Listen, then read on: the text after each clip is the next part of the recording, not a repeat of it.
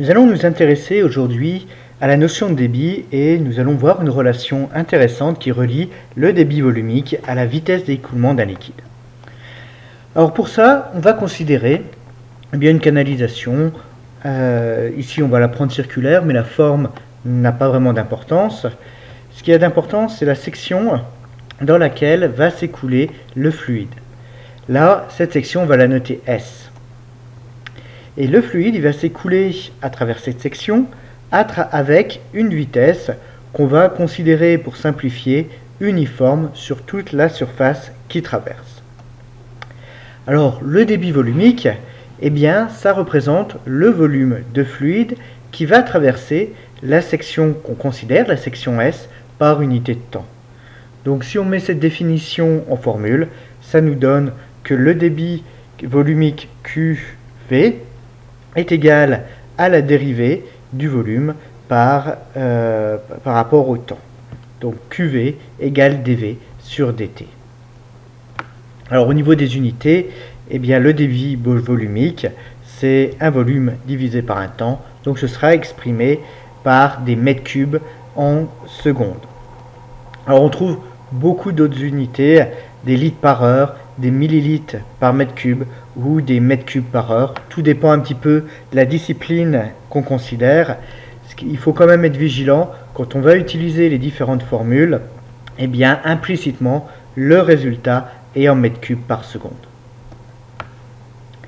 Alors on va chercher maintenant la relation entre ce débit et la vitesse d'écoulement. Alors pour ça, on va regarder ce qui se passe à l'instant initial où ici, on isole l'eau qui n'est pas encore passée à travers la surface S. Et puis, on va regarder ce qui va se passer à un temps t qui vaut dt plus tard. Donc l'eau qui initialement n'avait pas passé la surface, s'est déplacée et maintenant elle a franchi S. Donc elle a avancé d'une distance dl. Et cette distance dl, on peut la calculer. Elle est très simplement reliée à la vitesse d'écoulement V. On a la relation simple dl qui vaut la vitesse fois le temps dt qu'on a attendu entre les deux instants.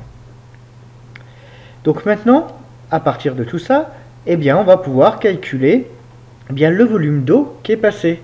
C'est ce qu'on a isolé ici. Et le volume d'eau, ce sera la surface de base, grand S, multiplié par dl. Donc ça va nous faire dv qui vaut grand S fois petit v fois dt.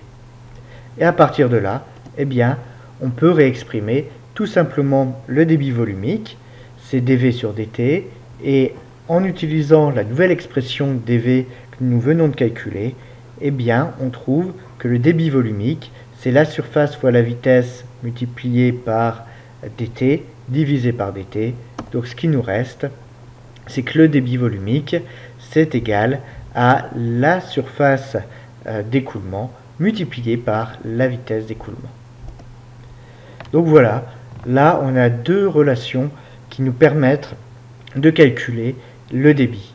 Soit le débit étant la dérivée du volume par rapport au temps, soit le débit qui vaut la surface fois la vitesse d'écoulement. Alors on peut vérifier que les deux sont cohérents, notamment au niveau des unités. Surface fois vitesse, si on regarde au niveau des dimensions ce que cela donne, la surface c'est une longueur au carré et une vitesse c'est une longueur par unité de temps. Donc à la fin, on a bien une longueur au cube par unité de temps, donc un volume par unité de temps, tout est bien consistant. Alors là, il faut juste faire attention quand on apprend les formules, de ne pas confondre petit v et grand V.